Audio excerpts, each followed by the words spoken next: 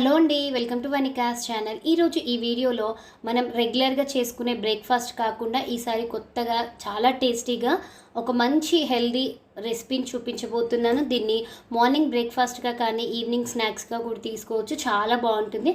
మరి ఆ ప్రాసెస్ ఏంటో తెలుసుకుందామా? దీనికోసం ముందుగా ఒక బౌల్ తీసుకొని దాంట్లో 2 కప్పుల ఉప్మా రవ్వని యాడ్ చేసుకోవాలి. సో మీరు ఏ కప్పుతో అయితే ఉప్మా రవ్వను తీసుకున్నారో అదే కప్పుతో 1 కప్పు పెరుగును యాడ్ చేసుకోవాలి. అలాగే ఒక 1/2 కప్పు వరకు వాటర్ యాడ్ చేసుకొని ఈ మూడింటిని కూడా బాగా కలుపుకోవాలి. మనకి ఈ ఉప్మా రవ్వ అనేది ఉండలు లేకుండా పెరుగులో బాగా కలిసే విధంగా కలుపుకోవాలండి. 2 కప్పుల ఉప్మా రవ్వకి 1 కప్పు పెరుగు అనేది పర్ఫెక్ట్గా సరిపోతుంది.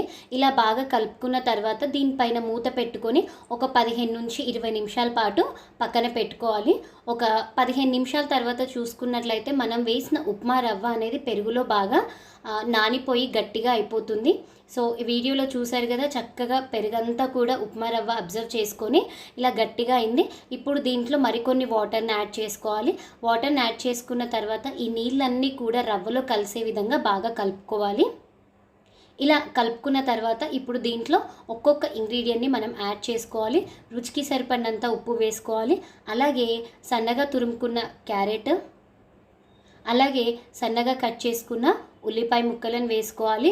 సో పెద్దవాళ్ళైతే కొంచెం పచ్చిమిరపకాయ ముక్కలు కూడా యాడ్ చేసుకోవచ్చు. అలాగే దీంట్లో కొద్దిగా కొత్తిమీర, కరివేపాకు అన్నీ కూడా వేసి ఒకసారి ఈ మిశ్రమాన్ని బాగా కలుపుకోవాలి.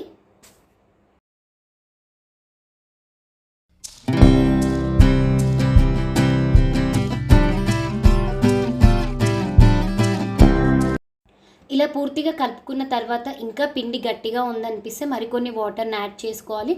ఈ మిశ్రమం అనేది మరీ దోశ పిండిలాగా బాగా లూజ్గా ఉండకూడదండి, అలానే బాగా టైట్గా ఉండకూడదు. ఈ వీడియోలో చూపించిన కన్సిస్టెన్సీ ఉంటే సరిపోతుంది.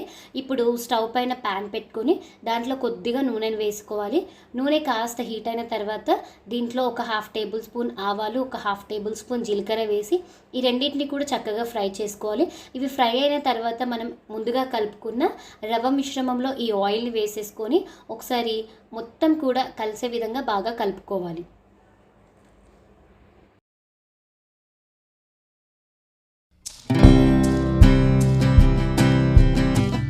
మిశ్రమం అంతా కూడా బాగా కలుపుకున్న తర్వాత స్టవ్ పైన ప్యాన్ పెట్టుకొని వేడి చేసుకోవాలి. మీరు రెగ్యులర్గా దోశ వేసుకునే ప్యాన్ కానివ్వండి, నాన్ స్టిక్ దేని మీద అయినా కూడా మనము వీటిని వేసుకోవచ్చు. ఇప్పుడు కొంచెం ఆయిల్ అప్లై చేసుకోవాలి. ఇలా అప్లై చేసుకున్న తర్వాత మనము కొద్దిగా మిశ్రమాన్ని తీసుకుంటూ ప్యాన్ కేకుల్లాగా వేసుకోవాలి. ఒక్కొక్క దాంట్లో నేను 2 స్పూన్లు వేస్తున్నానండి. ఇలా 2 స్పూన్లను వేసి స్ప్రెడ్ చేసుకోవాలి. ఇది మరీ మందంగా కాకుండా మరీ పల్చగా కాకుండా మీడియం సైజులో మనకి ప్యాన్ కేక్స్ అయితే ఎలా ఉంటాయో ఆ సైజులో ఉండాలండి. సో చూస్తున్నారు కదా, పిండి కూడా మరీ గట్టిగా కాకుండా మరీ లూజ్గా కాకుండా ఇలా కొంచెం మనకి స్పూన్ నుంచి జారేలాగా ఉంటే సరిపోతుంది. ఇలా అన్నీ కూడా వేసుకున్న తర్వాత దీంట్లో పైనుంచి కొద్దిగా ఆయిల్ అనేది వేసుకోవాలి.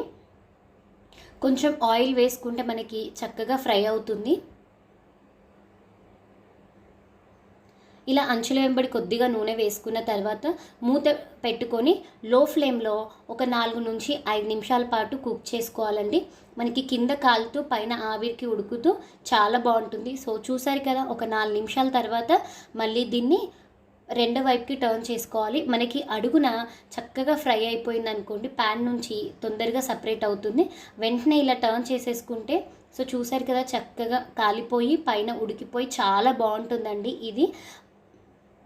ఇలా అన్నిటినీ కూడా టర్న్ చేసుకొని మనము రెండో వైపు కూడా ఒక 2 నిమిషాల పాటు లో ఫ్లేమ్లోనే కుక్ చేసుకోవాలి. మీడియం ఫ్లేమ్లో పెట్టుకున్నట్లయితే మనకి ఇదంతా కూడా మాడిపోతుంది.